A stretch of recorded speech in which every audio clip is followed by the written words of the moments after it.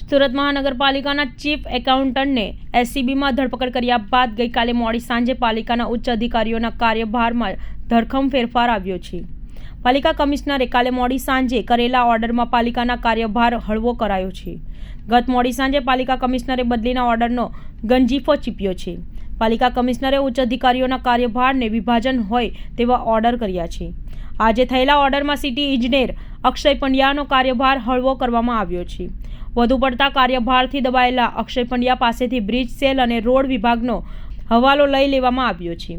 એસીબીના વિવાદ બાદ એકાઉન્ટ વિભાગની કામગીરીના કાર્યભાર ફરીથી સ્વાતિ દેસાઈને સોંપવામાં આવ્યો છે।